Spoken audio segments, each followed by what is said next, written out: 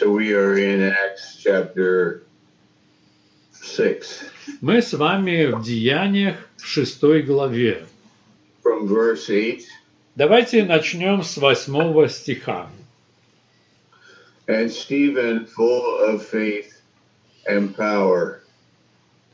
А Стефан, исполненный веры и силы.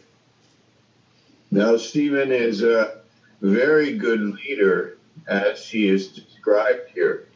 Итак, Стефан замечательный лидер, как он описывается здесь. But he's not an ordained pastor. Он не является еще рукоположенным пастором. And he is dealing with practical issues in the church. В церкви он занимается практическими вопросами. But he's a spiritual man. Но это духовный человек. And that happens in our churches, that we have faithful, spiritual people who are gifted.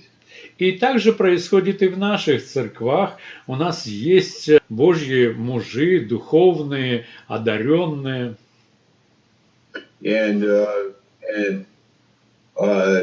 this is how churches are healthy, by having the leadership produces good leaders. Церкви здравые, потому что здравое руководство производит здравых лидеров. And so Stephen has faith Итак, and power. у Стефана есть вера и сила. Spiritual power. Это духовная сила. The work of Spirit. Это духовная сила от Духа Святого. But he also did great wonders and miracles among the people. Но также он совершал великие чудеса и знамения в народе. But we don't have any description of what those wonders and miracles are. Но здесь не приводится описание, что это были за чудеса и какие это были знамения. I remember reading a book about a Russian believer. His name was Vanya. Я помню, читал книгу о русском верующем, и его имя было Ваня. And he was persecuted for his faith. Его преследовали за его веру. And he was in the Soviet military. Он тогда служил в советской армии. And he was at one time in the cold, and he had to stand on a frozen lake all night in a t-shirt.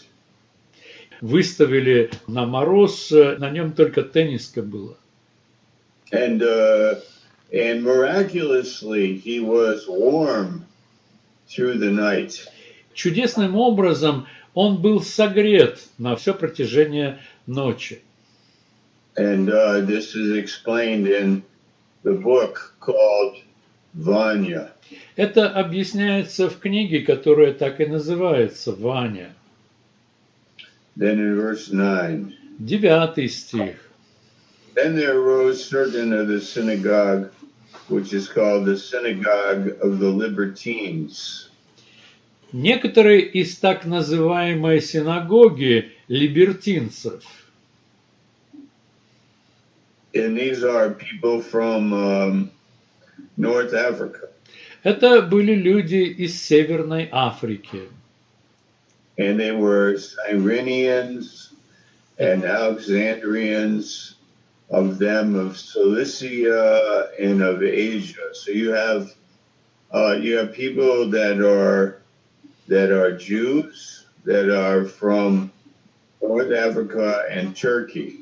Здесь перечисляются люди и из Африки, либертинцы, киринейцы, александрийцы, а также из Турции нынешней, киликийцы и Асии. And they are arguing with Stephen. Они вступили в спор со Стефаном. Yeah. Sometimes people that our pilgrims are very fervent, and they may argue their position because they are on a mission or they are pilgrims to a holy site, and they may have more zeal than the natives. Это же все пришельцы в Иерусалим, когда это пилигримы и приходят в святой город или место, то у них появляется особенное обостренное чувство сопричастности к своей вере. And they were not able to resist the wisdom. И в 10 стихе говорится, но не могли противостоять мудрости. And the spirit by which he spake. И духу, которым он говорил. Yes, this happens when the Holy Spirit fills us and we have God's wisdom. When we speak, there may be silence because it's very hard to make an argument against the wisdom. Когда мы исполнены Духом и мы говорим, то мы обнаруживаем иногда, что вокруг стоит тишина, потому что люди не могут противостоять Духу и мудрости Духа. That happened with Jesus. There were times when he answered and there was total silence. Такое происходило и с Иисусом. Бывали времена, когда Он отвечал, и стояла тишина. Mm-hmm. It happened with Job in Job chapter 29. Такое произошло и с Иовом в книге Иова в 29 главе. Yeah, then verse 11. 11 стих. Then they suborned men which said, we heard him speak blasphemous words against Moses and against God. Тогда они научили некоторых сказать, мы слышали, как он говорил слова хулы на Моисея и на Бога. So they were deceitful people that secretly seduced, or they got men to speak against Stephen. Эти люди имели эту лживую природу. Они тайно обучили других людей говорить против Стефана. You can see that when they planned a deceitful way to get Daniel in Daniel chapter 6. Мы видим, подобное происходило в книге Даниила в 6 главе, когда стали лгать на Даниила. In Psalm 94, verse 20, the wicked, they devise mischief by a law. В Псалмах 93 Псалом, 21 стих, говорится, нечестивые все время думают, каким образом противостать закону. I think that there is a liberal direction in our culture in the West using hate speech as a way of suppressing Christians. Я думаю, что в нашей стране имеется политическая либеральная тенденция, которая использует ноты ненависти для того, чтобы подавить христиан. And so we have to be aware of the direction in society where they would like us to stop teaching and preaching the Bible. То есть нам нужно осознавать, что имеется такое направление в обществе, где хотят сделать так, чтобы мы прекратили обучать и говорить, проповедовать Библию. And if they cannot succeed in a public forum, if they cannot succeed in a public way, then they may devise a way to silence you by passing bad laws. И если они не успешны в том, чтобы сделать это публично, то тогда начинают размышлять, что выпустить определенные законы, запрещающие нам это делать. So verse 11, they warned men which said, we have heard him speak blasphemous words against Moses and against God. И посмотрите, в 11 стихе эти представители научили других сказать: «Мы слышали, как он говорит слова хулы на Моисея и на Бога». Yeah, this is one way to silence these people, or silence Stephen, is to say that he is speaking against God. Это был одним из путей, каким образом можно было заставить замолчать Стефана, то, что он говорил против Бога, And against Moses. а также и против Моисея. Yeah, so sometimes in a country, the nationalism can be so strong that in a group you could say, you are speaking against our country. Иногда в национализме может быть тенденция такая сильная, что в группе могут говорить: да ты говоришь против нашей страны. Because people get emotional about that. Потому что люди становятся эмоциональны по этому поводу. You know, you are speaking against us. Ты говоришь против нас. Let's take a country like Turkey. Возьмем страну Турция, например, For an example.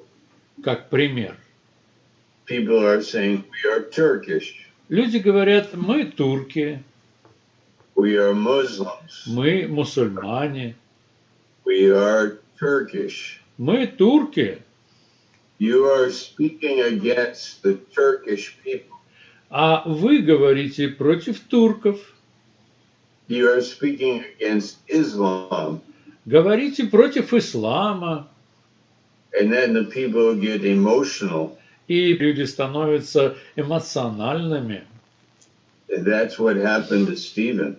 Такое произошло со Стефаном. You are speaking against Moses. Ты говоришь против Моисея. You're speaking against God. Ты говоришь против Бога. And we can see how easily that can happen. Мы наблюдаем, как это может очень легко произойти. Verse 12. 12 стих. They stirred up the people and the elders and the scribes and came upon him and caught him and brought him to the council. И возбудили народ, и старейшин, и книжников, и, напав, схватили его и повели в Синедрион. This is the Sanhedrin. They Это brought him for the 71 leaders. Это Синедрион, в состав которого входит 71 лидер. This is the third time in the book of Acts where the Lord's followers are brought before the Sanhedrin. Это уже в третий раз в книге Деяний последователи Господа приводятся в Синедрион. In verse 13, 13 стих. they set up false witnesses, which said, this man ceases not to speak blasphemous words against the holy place and against the law. И представили ложных свидетелей, которые говорили: Этот человек не перестает говорить слова хулы на святое место это и на закон. Now, probably Stephen did say things against the law. Возможно, что Стефан говорил некоторые вещи против закона, But they couldn't understand his motive. но они не могли понять его мотивацию. Like we teach in the New Testament that we have passed from being under the law to being under grace. Точно так же, как мы говорим в наших церквах, что мы перестали быть под законом, но мы находимся под благодатью. Like in Romans 10, verse 4, Christ is the end of the law to everyone that believes. Как об этом говорится в послании к римлянам, 10 глава, 4 стих, что Христос есть окончание закона для всякого верующего. So it's possible that Stephen did say these things. Так что вполне возможно, Стефан мог такие вещи сказать. But that doesn't represent what his motive was. Но это совершенно не говорит о том мотиве, который у него был. Meaning his motive was to love God and to keep the law and live in grace and walk by faith like Moses did. Его же мотив был любить Бога и хранить закон и ходить в благодати, как это понимал и делал Моисей. Also, regarding the destruction of the temple, yes, maybe he did say something about that. А также и по поводу разрушения храма, может быть, он говорил нечто по этому вопросу.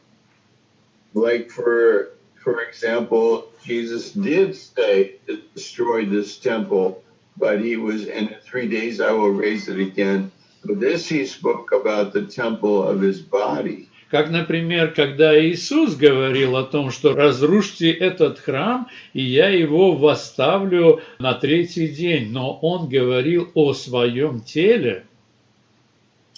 For sure, Stephen saw the value of being justified by faith.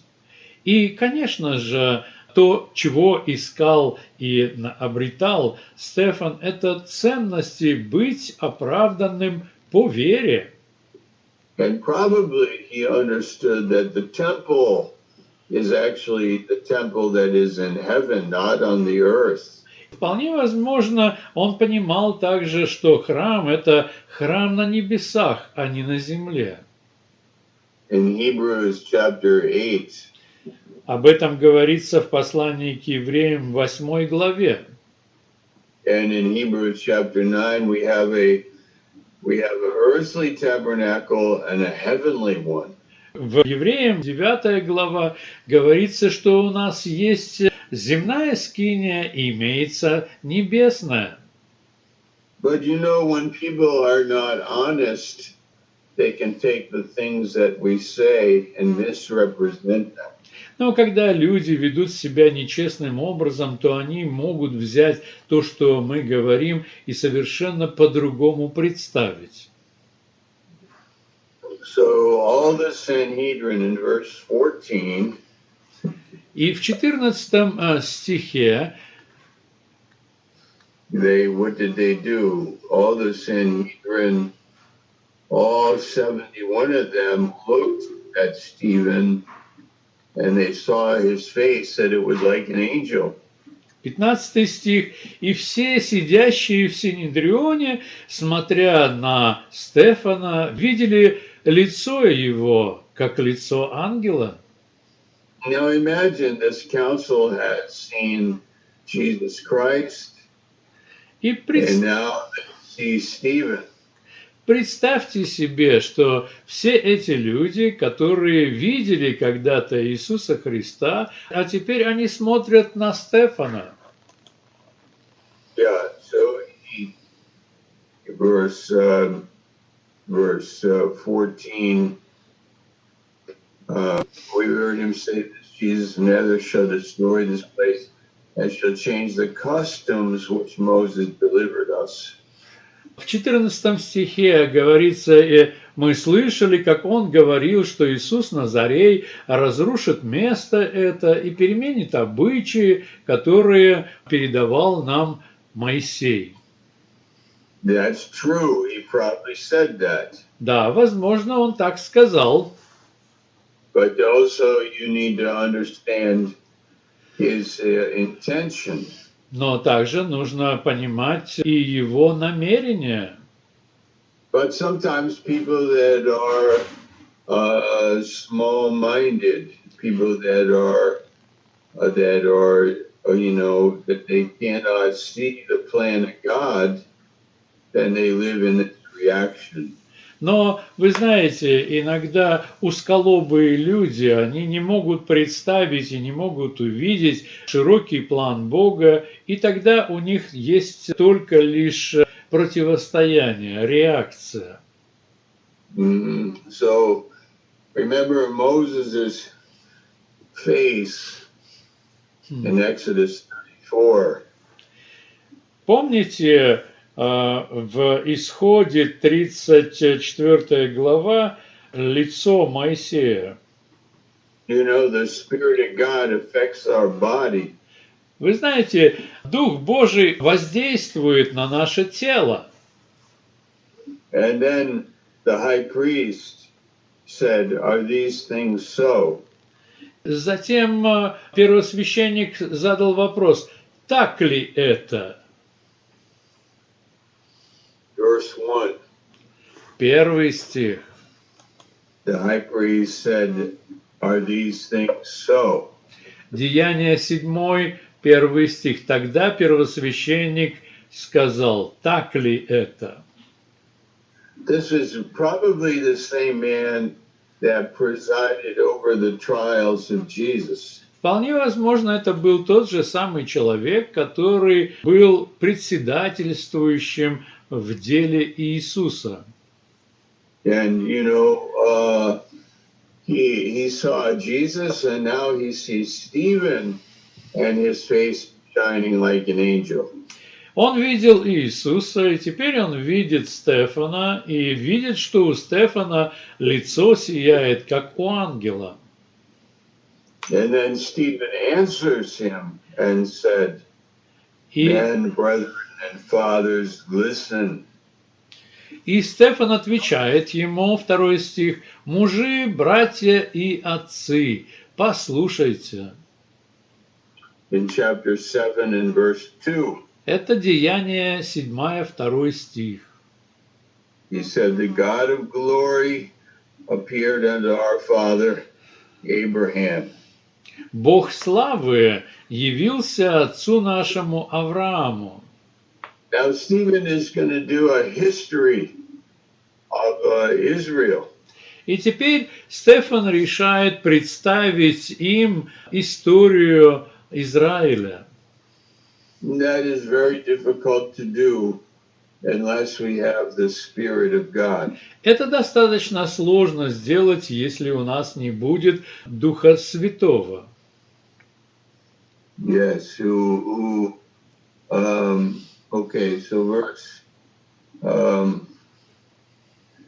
let's see, chapter 7, verse 2, okay.